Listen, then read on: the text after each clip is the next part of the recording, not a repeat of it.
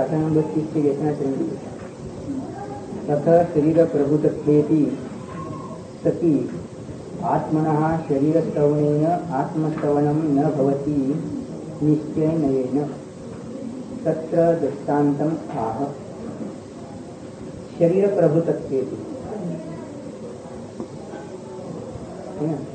शरीराचा प्रभुपणा शरीराचा स्वामी आहे.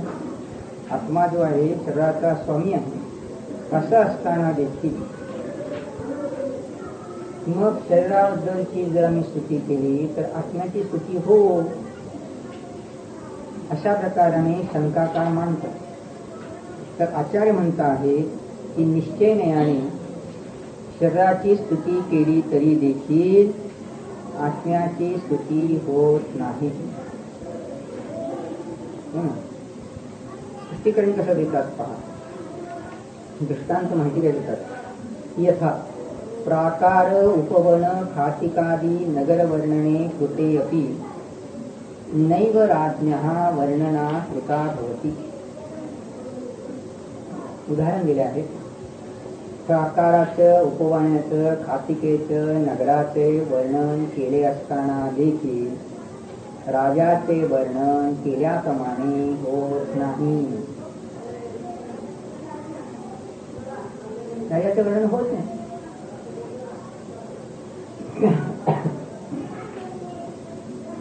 गावाचं वर्णन पुष्कळ केलं, नगराचे वर्णन पुष्कळ केले, पण राजाचे बाबा वर्णन काय आहे, राजाची बुद्धिमत्ता कशी आहे ना, शक्ती कशी आहे याचं वर्णन काही केलं नाही.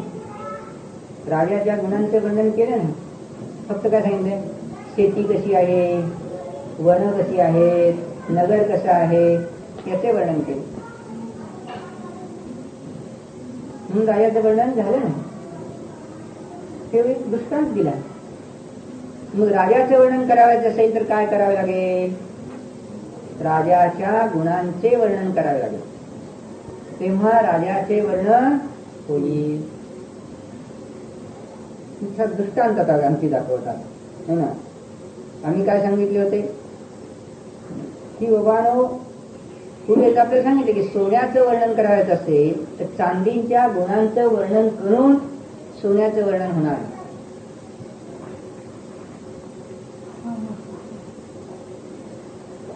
चांदीचं वर्णन केलं पण सोन्याचं वर्णन कसं होणार, कारण सोन्याचे गुण वेगळे आहेत. तसे राजाचे गुण वेगळे आहेत, शहराचे गुण वेगळे आहेत. मग तुम्हाला राजाचं वर्णन करायचं आहे का, तर राजाच्या गुणांचं वर्णन करा.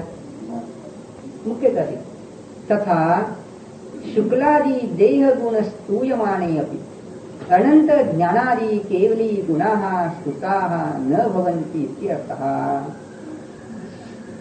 मग शुक्लादी देहाचे गुण जे आहेत त्यांचे वर्णन केले असताना देखील केवलीचे अनंत ज्ञान, अनंत दर्शन, अनंत सुख, अनंत शक्ती याचे वर्णन केले नाही.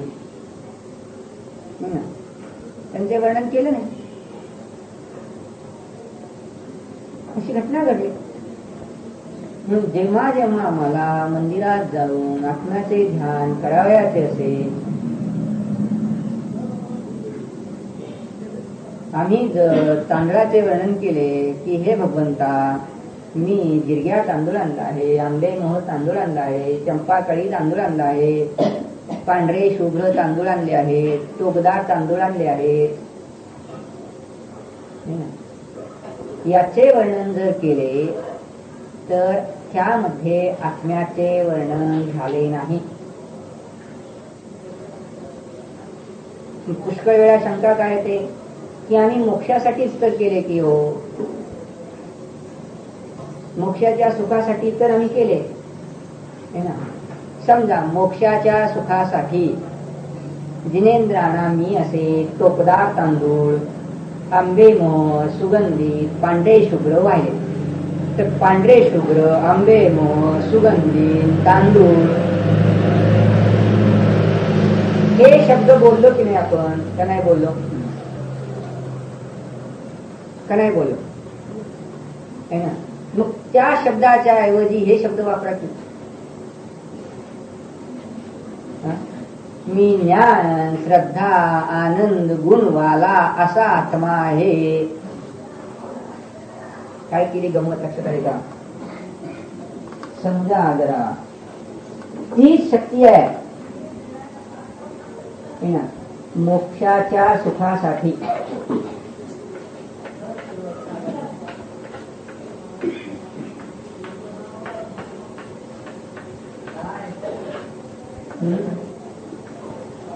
जिनाना जिनाला एवढे शब्द आहे ना, एवढे तरी आहेत म्हणतात. मग याच्या खाली झाले पांढरे शुभ्र सुगंधी सुगंधी आंबे मोहर तांदूळ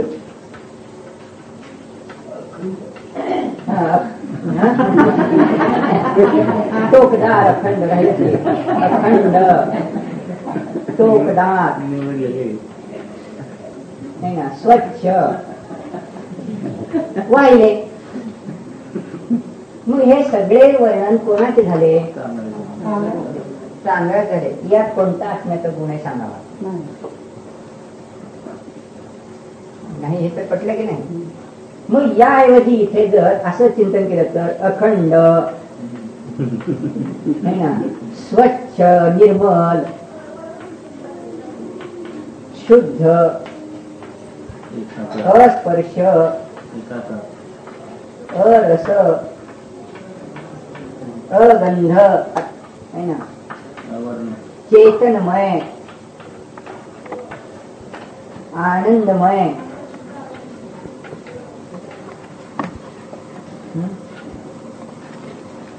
असा माझा आत्मा शाश्वत आहे.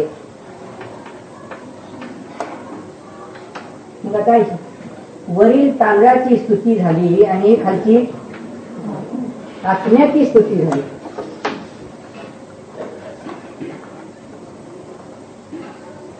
ही खालची आत्म्याची स्तुती झाली की नाही. मग मला सांगा की बहिरंग बहुसंख्य जनतेने याची स्तुती केली का. त्या तांदळाची स्तुती केली. मी काय म्हणतो लक्षात आलं की नाही. तांदळाची स्तुती तर आपण अनंत वेळा केली की नाही. अष्टक देण्यात आपण नकार दिला नाही. अष्टकातील मूळ गाभा समजायचा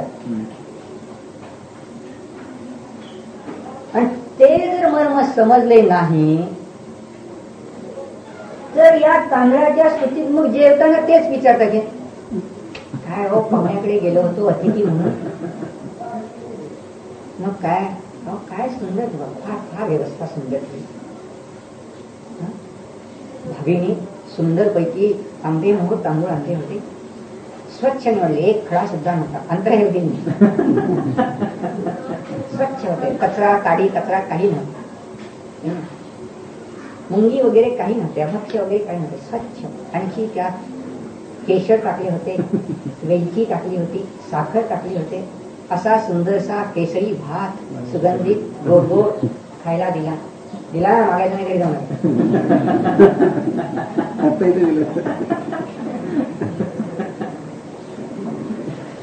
मग लग्नाच्या पंक्तीत तीच चर्चा आणि मंदिरात तीच चर्चा. दोन्हीकडे लग्न आहे ना. एक सम्यक लग्न आहे. मंदिरात सम्यक लग्न आहे आणि बाहेरच असम्यक लग्न आहे.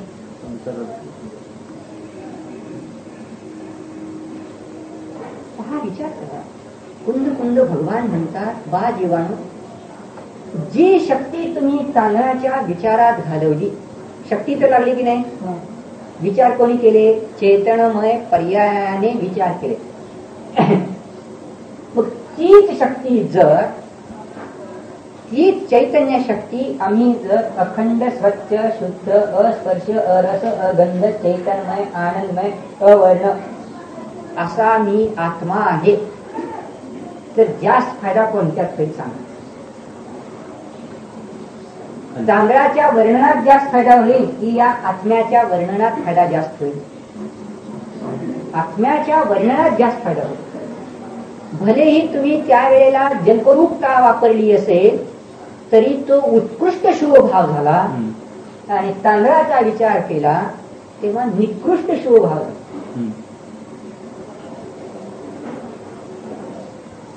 तांदळाच्या विचारात जर गेलो आम्ही तर थोडे तांदूळ चढवले की जास्त तांदूळ चढवले या विचारात अडकून आम्ही चटकन अशुभात जाऊ. कसे? मी मुठभर तांदूळ चढवले आणि दुसऱ्या माणसाने एक कण चढवला, मी मोठा आणि तो छोटा, मी छोट तो लहान, हा मानापमानाचा भाव झाला, तो अशुभ भाव आहे का? दुसरं आकुलतेचं कारण समजा, गरीब कोणी आहे, त्याच्याजवळ ही ताकद नाही, त्याने एक आपले 4 दाणे आणून चढवले, बाकीचे लोक ताटे भरून पराती भरून भरून थाळ्या भरून भरून चढवत आहेत, तेव्हा त्याला विचार करायला, मी गरीब आहे भगवंता, माझ्याजवळ काही देता येत नाही, असा विचार येऊन आपल्याबद्दलचे हीनतेचे विचार आले, दीनतेचे विचार आले, अपूर्णतेचे विचार आले. आत्म्याबद्दलचे विचार हीन दीनतेचे झाले. फळ काय मिळालं? हीन दीनता मिळाली. जसं चिंतन तशी पर्याय. सूत्र एक आहे, जसा विचार केला तसं फळ, जसा विचार केला तसं त्या समयात फळ भोगलं. कर्मशास्त्राने भावी काळात फळ भोगता आहे ना, पण ज्ञानशास्त्राने त्या समयात भोगलं. का म्हणत? आकुलता झाली की नाही, मी हीन दीन आहे, गरीब आहे, काही माझ्याजवळ नाही, अवमानित आहे, म्हणजे हे सगळे विचार ज्या समयात आपल्या चित्तामध्ये आले त्या समयात आपल्याबद्दलची दुःखाची प्रतीती झाली, दुःखाचा प्रत्यक्ष अनुभव झाला की परोक्ष झाला? आपल्या स्वतःला झाला की लोकांना झाला? स्वतःलाच. मग भगवान म्हणतात की आत्ता या समयात तू चैतन्याकडे लक्ष दे ना. आपण स्वतः आता अखंड आहोत, परिपूर्ण आहोत, टोकदार आहोत, म्हणजे ध्रुव अग्रभाग आहे, स्वच्छ शुद्ध अनादि अनंत स्वच्छ आहोत. मी चैतन्यमय आहे, म्हणजे आहे त्याचा विचार झाला. खोटा काय विचार केला तर आपण पर्यायच नसेल हो, पण ध्रुव त्या पर्याय विद्यमान असताना ध्रुव ही विद्यमान आहे. तुम्ही काय म्हणता गुण कळत नाही महाराज, इथं तर घोटाळा होतो. दुसरं एक उदाहरण देतो, लक्षात घ्या.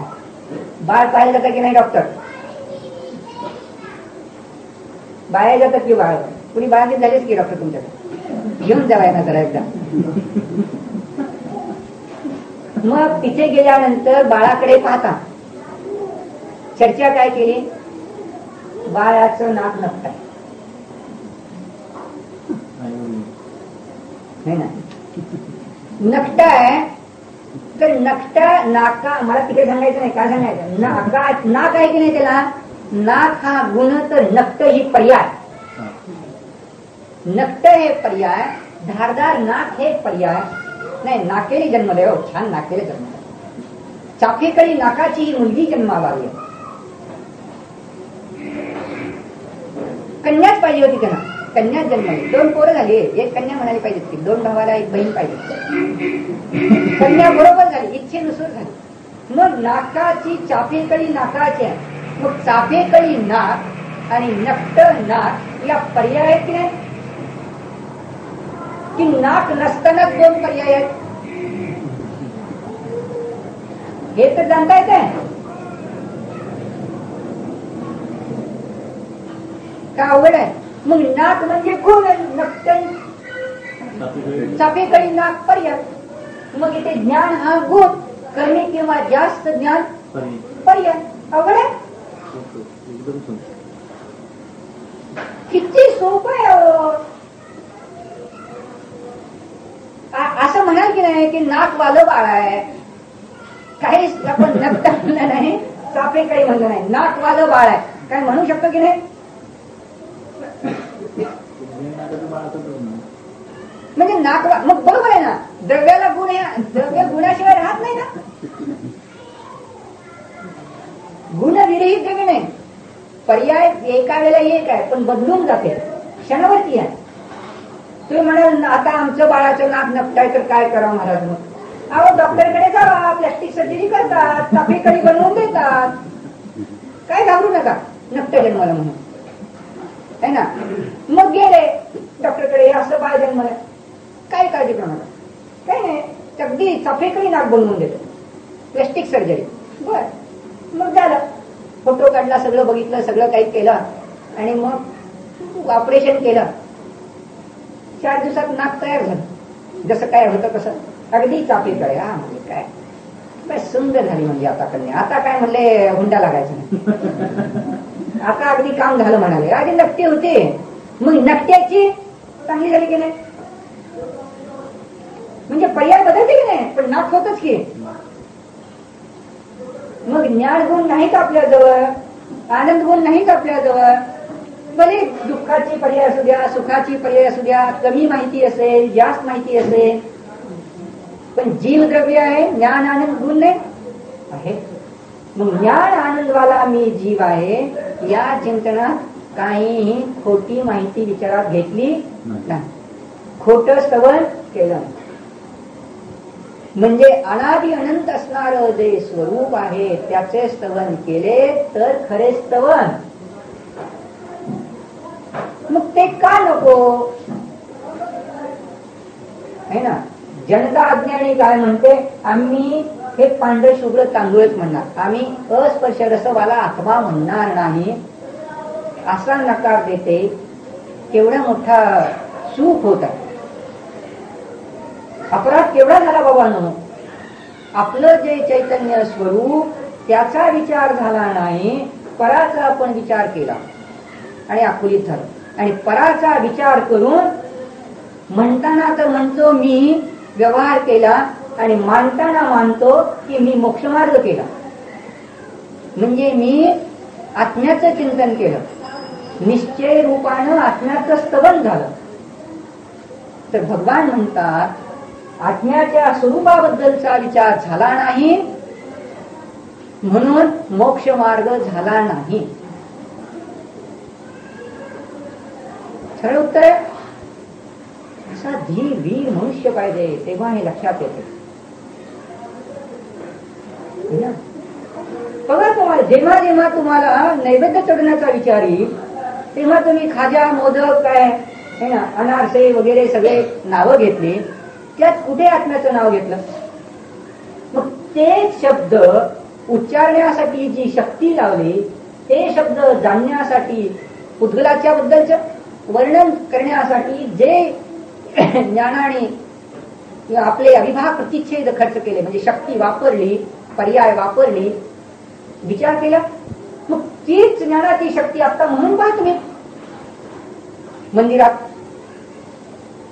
की मी एक परम चैतन्यवाला अनशन स्वभावी आत्मा. आत्म्याच्या स्वभावाचं चिंतन झालं. या स्वभावाचं चिंतन झालं तर खाण्याखाण्याचे विचार त्या समयात तुटले. खाण्याखाण्याच्या विचाराचा संस्कार तुटला.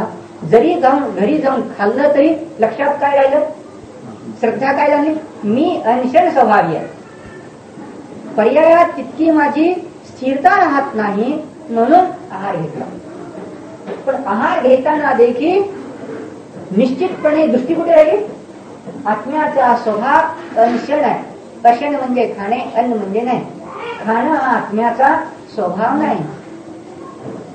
पण येथे पूजा केली, खाजा मोदक बत्तीचा विचार केला तर लक्ष कुठे राहिलं? खाजा मोदकवर.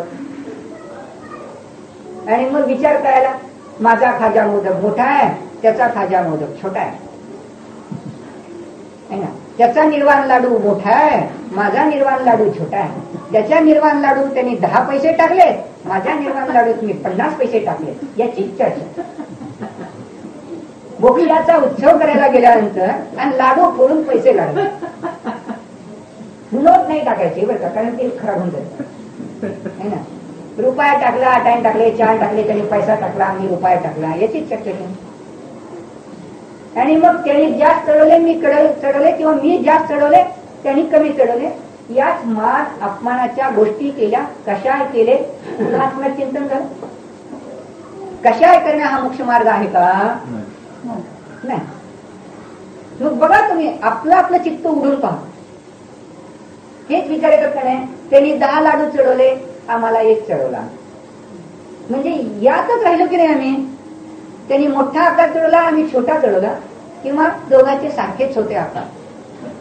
म्हणजे संस्थानाचा विचार केला, उद्गलाचा विचार केला. मग ती चैतन्य शक्ती जर विचार केला की मी असंस्थानवाला, निराकार आहे. पाणी कोणत्याही भांड्यात ठेवलं तर ज्या भांड्यात ठेवलं आकार, तसं आत्म्याला ज्या शरीरात दिलं तसा आकार, वास्तविक आकार नाही. मूर्तिकता हा पुद्गलाचा गुणधर्म आहे, आत्म्याचा नाही. मग मी अमूर्त शक्तीवाला निराकार आहे हा विचार केला तर हे ना, तेवढ्या विचारात बदल झाला. त्या समयात आपण निराकुल झालो. पण जेवढे तिथे पूजेला आलेले आहेत ते सगळेच आपल्यासारखे चैतन्य पिंड आहेत. कोणी कमी नाही, जास्त नाही. समतेचा विचार आला नाही, भेदभाव आला का? एवढे विकरात भाव आले बाबांनो. ती शक्ती आहे की जी चैतन्य शक्ती आम्ही या परात लावत होतो, ती चैतन्य विचार शक्ती स्वस्ती जोडली. स्वस्ती जोडता स्वानंद आला, अतिंद्रिय आनंद भोगला आणि मंदिरात जाऊन शांत चित्त झालं. आणि इथे काय झालं? मंदिरात गेला आणि या बहिरंगावर लक्ष दिले, तेव्हा अशांततेने घरी आला. समजा माझ्याजवळ जास्त भरपूर पैसे होते, पण अहंकाराने आला ना भरून. मी फार मोठा उत्सव केला, या अहंकाराने भरून आला ना. मी पुष्कळ वाद्ये वाजवली आणि निर्वाण लाडू चढवला. आम्ही सुरेल आवाजात गाणी म्हटली आणि निर्वाण लाडू चढवला. आम्ही सुंदरस नृत्य करून निर्वाण लाडू चढवला. जणू काही सौधर्म इंद्र नाचत होता तसा नाचलो हो. पण सगळं वर्णन उद्गलाचं की आत्म्याचं? सुरेल आवाज की दुस्वर आवाज कोणाचा? बोलो निपुणा बेन बोलो. भाषा वर्गणा कोणाची? उद्गलाची.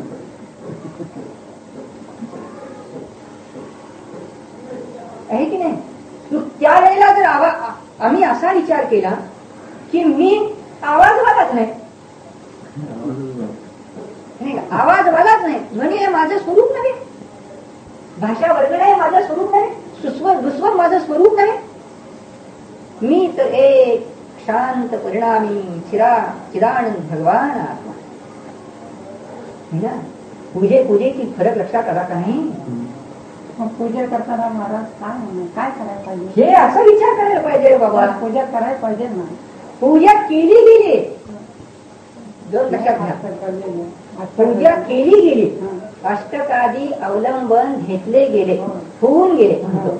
आणि करणं म्हणणं की नाही, त्या पूजेवर जोर येतो, बाहेरच्या क्रियेवर जोर येतो. आणि इकडे जोर दिला की ती क्रिया होऊन गेली.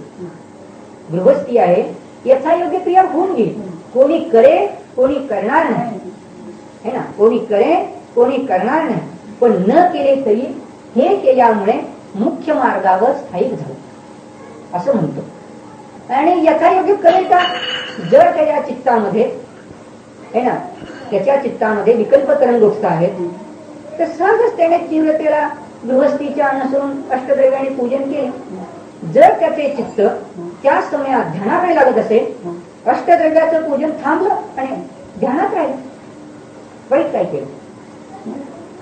10 अष्टक म्हणण्याऐवजी 1 अष्टक म्हटले आणि ध्यानात शिरला आहात, 9 म्हणण्याचा जो काळ होता तो आत्म्याच्या चिंतनात त्याचा काळ गेला. फायदा झाला का तोटा झाला? असं की नाही? असं झालं. आणि पुन्हा विकल्पात आला. मग बाहेरच्या गोष्टी करण्यापेक्षा अष्टदेवाने पूजा केली. बाहेर विकल्पात आला, तिकडे लक्ष लागले, स्वाध्याय केले, चर्चा केली, होणार आहो. हे कार्य ना सम्यक दृष्टीकडून सहज झालं. अज्ञानी जीवही ते करतो, संस्कारवश हे करतो, केळे स्वभाव होती त्यात आपण नकार देत नाही. परंतु मुख्यतः काय सांगतो की गाभा घ्या, है ना, गाभा घ्या. गाभा जर सुटला तर सर्व निरर्थक जात. हा एवढंच आहे किंवा तो पूजा करीत नाही त्यापेक्षा हा बरा आहे असं म्हणून. पण मग या माणसाला आता गाभा सांगायचं की नाही? की नाही, सांगितल्याशिवाय कळेल का? कळणार नाही. आणि जर कळालाच नाही तर जीवन हे व्यर्थ जाईल ना. वाच्यवाचक संबंध असद्भूत व्यवहाराने सांगितलं. संपूर्णता नाही, आहे की नाही? संपूर्णता नाही. संकेत केला तरी वाटलं त्याला विचार केला, नाही केलं त्याचा मान्यता राहिली. आम्ही तर एकाला दुसऱ्याला बदलू शकत नाही. संकेत करण्याचे सहज अनुराग आहे, असा सहज भाव झाला. तर समाजात जे आहे कितीतरी समाज पूजा करतो आहे, व्रत करतो आहे, उपवास करतो आहे. तिकडे तर म्हणतात आम्ही उपवास केला चतुर्दशीचा, आणि तिकडे तर काय केला, अनंत चतुर्दशीचा उपवास करून थोडा वेळ पूजा केली आणि तिकडे जाऊन पत्त्याचा कॅट मांडला, टीव्ही मांडून बसलो. मग अशुभ नाही काढला. किंवा इथे आम्ही पूजा चालली भगवंताची आणि चर्चा काढली टीव्हीवर काय प्रसंग चालला ते अशुभ कार्य नाही झालं. समजा पूजा काढली, पूजेचा विचारात गुंतला, मग त्या पूजेच्या वेळी जर या आत्मस्वरूपाचे जर विचार घेतले तर त्या क्षणात जल्प करून लगेच चटकन अनुभवात जाईल ना. हे अंगण जवळ आहे.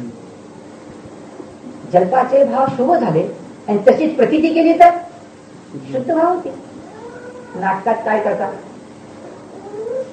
सुरुवातीला ग्रंथ आहे नाटक लिहिलेलं, वेगवेगळ्या पात्रांना तुम्ही ती वाक्य म्हणायला सांगता आणि जसे जसे ती वाक्य हळूहळू त्यांची पाठ होत राहतात तसं तसं त्यांचे हळूहळू काय होतात, त्या पात्रांच्या अंगा प्रत्यंगावर तो आविर्भाव येऊ लागतो, है ना.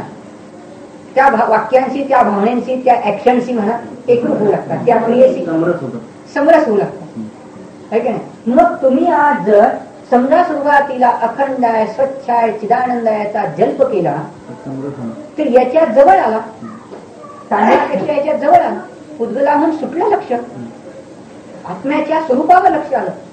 आत्म्याच्या स्वरूपाचा जल्प करता करता जर तुमचा त्या जल्पावरचा भाव सुटला आणि एक मी चिदानंद आहेच की नाही काय वस्तू इथे आहेच आणि त्याच्याशी समरस झाला तर त्या समयात भले सेकंदातला लाखावा अंश आहे पण अनुभव झाला.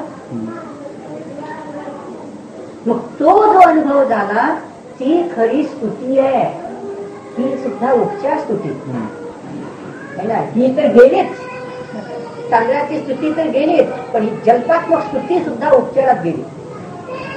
आणि जो एक क्षणभर अनुभव झाला ते खरे पूजन झाले, ते खरे स्तवन झाले, ती खरी स्तुती झाली, तो खरा भाव नमस्कार झाला, तो खरा परम विनय झाला, नम्र झाला.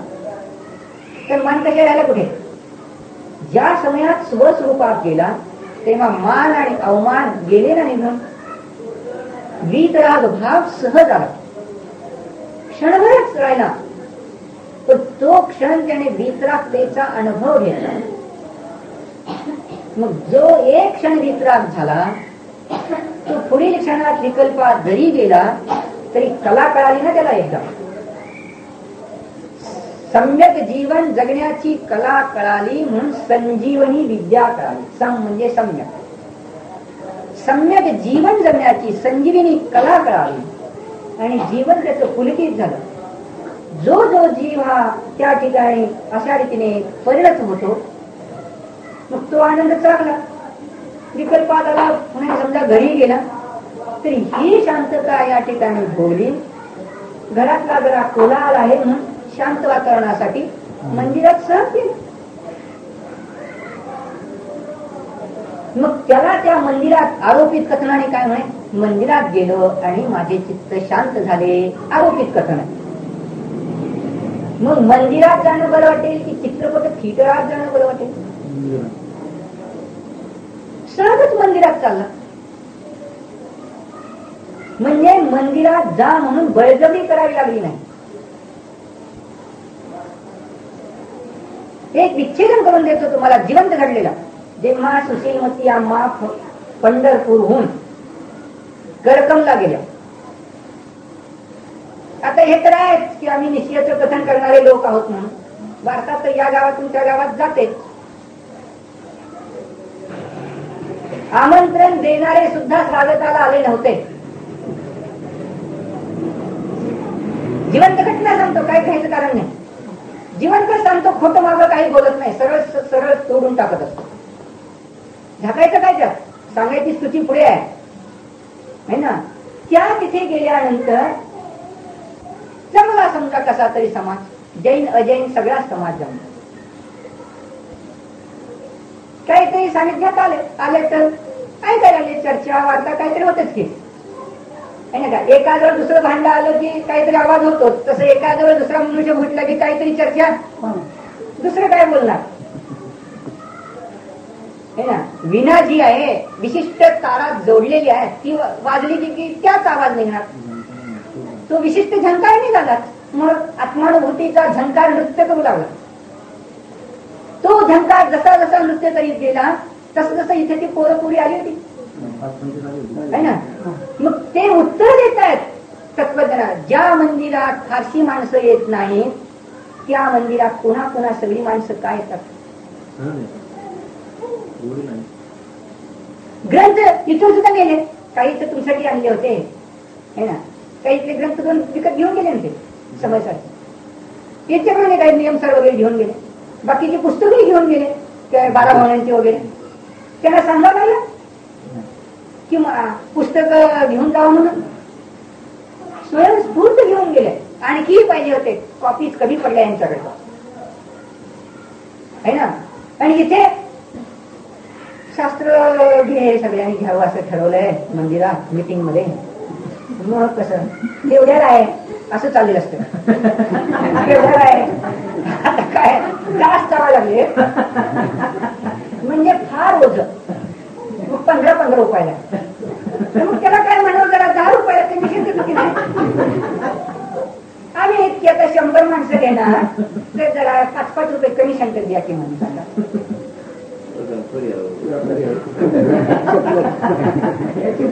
आम्ही दोघात तिला ते पुस्तक वापरतो, चाललाय उद्योग तो. जिवंतच राहतो, काय शिवाय असत नाही, असला प्रकार चालतो. पण जेव्हा अंतरंगातून उत्स्फूर्त येते स्वतःचे ग्रंथ हातात येतात. मग वाईट झालं तर चांगलं झालं सांगा की जी पोरं पुढे येत नव्हती मंदिराच्या गाभाऱ्यात येऊन पाहू लागले, वाचू लागले. मग हे पूजन नाही, हे अध्ययन नाही, हा व्यवहार आहे की अव्यवहार आहे. हो महाराज, अव्यवहारच झाला. पोरीचं लग्न करायचं होतं, पोरगी माहेर आली मी ब्रह्मचारी होते म्हणून. ही माणसं अशी होऊन जातात तुमच्या सानिध्यात आली म्हणजे. आता ते बरोबर असं तर होणारच. काय काय दुकान कोणतं आहे आमचं? मग वित्राक्तीचा माल येणारच. वित्राक्तीची साडी परिधान करून ब्रह्मचारी होणारच, ब्रह्मचारी होणार. ब्रह्मात आत्म्यात लीन होणारच. जरी लग्न झालं तरी आत्म्यात लीन झाला म्हणून ब्रह्मचारीच राहील. कारण ही चटक जी लागते बाबांनो आत्मानुभूतीची, पदोपदी मी आत्मा आहे, स्वयंस्फूर्त भगवान आहे, स्वयंभू आहे, चिदानंदमय परमेश्वर आहे, मला दुसऱ्या कोणाचीही गरज नाही. हे जेव्हा जीवनात विचार येतात मग तेव्हा काय घडते. काय बाबा बाळा तुझ्यासाठी वर संशोधन करायला गेलो होतो, मग काय मुलगा म्हणतो मुलगी पसंत आहे. आजपर्यंत जितक्या मुली पाहिल्यात त्यात तुमची मुलगी तर वरचढ आहे. वरचढ आहे म्हणजे हा सुंदर आहे ना, पसंत आहे. पण काय, मी त्याला म्हणालो 25,000 रुपये हुंडा देतो, आणि तो म्हणायला लागलाय की मी एवढं शिकलो, मला 50,000 रुपये हुंडा पाहिजे. एवढ्यातच नडलंय. बाकी सगळं पसंत आहे, कुंडली सगळी जमली, गणगोत सगळे जमले, पण एवढ्यात राहिलंय. मग ते विचार करतो की इकडचं तिकडचं जमून मी 30-40 हजारापर्यंत जमवा करत आणली आहे. फक्त 10 हजाराचा प्रश्न आहे. मग 50,000 दिन म्हणतो. विचार करतो पोरगा फार चांगला आहे, सुंदर आहे, शिकलेला आहे. तेव्हा असं स्थळ हातचं जाऊ नये असा विचार केलाच आहे मीही. त्याला म्हणलं बघून येतो म्हणून सांगितलं. पोरगी म्हणाली 50,000 देण्यात तुम्ही 40,000 जमवलेत ना, ते बँकेत टाका, मला काही नवरा नको. त्याच्या घरी माझाच पैसा मी खाणार. काय माझाच पैसा बँकेत टाकला तर त्याचा भोग मला मिळतो. भाऊ मला नाही पाहणार, खरं आहे. 40,000 रुपये देऊन माझ्यासाठी बँकेत जमा करा, मी चिदानंद भगवान की जय करून आत्मानंदात राहते. लग्न नको, लोकांची झाडं भिजवायला नको. हुंड्याचे भाव खारकन खाली येतील बरं का नेताजी. मार्केटमध्ये पोरीच राहिलं नाही, पोरांचे तारांबर उडून गेले.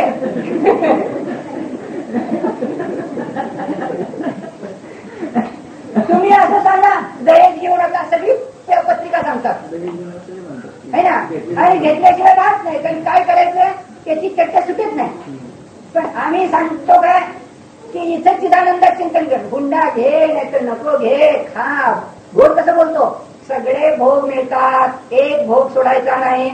पोरं पोरी सगळी आनंदाने येतात, लहानापासून थोरापर्यंत येतात, त्यात काही नाही म्हटलं सगळे येतात, ऐकतात, स्वभावात रमतात. त्या बाहेरचा केव्हा होऊन गेला कळाला नाही, आणि ओझं काही वाटलं नाही. आणि इकडून बाळा तुझं लग्न करता येत नाही, ब्रह्मचारीनी राहा. पोरीने सांगितलं लग्न होत नाही, मी आत्महत्या करून येते. पोरगी जरा मरायला तयार नाही तर बापाने रॉकेल ओतून जाऊन पुष्कळची उदाहरणं येतात पेपरमध्ये. मग कोणतं परवडतंय, व्यवहार कुठं होतंय सांगा बरं, है ना.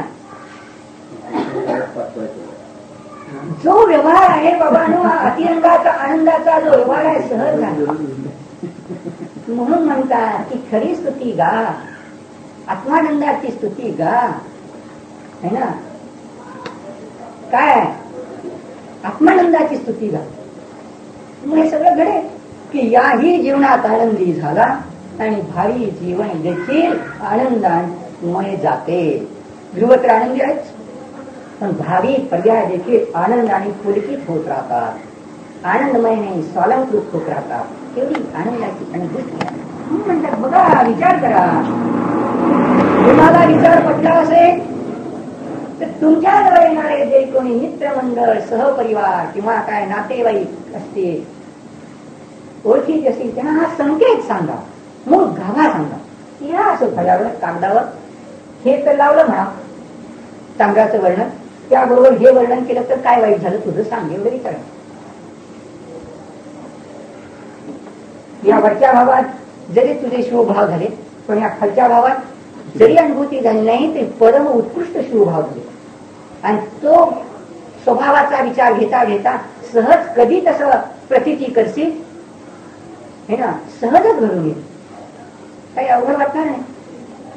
जसं दारूचं नाव घेता घेता दारूचा प्याला सहज प्यायच्या इच्छेत आला. अभ्यंकर करून घातल्या त्या मुलांनी डिटेक्टिव्ह कादंबऱ्या वाचता वाचता सहजच त्यांच्याकडून चोऱ्या आणि खून झाले, तुरुंगात गेले.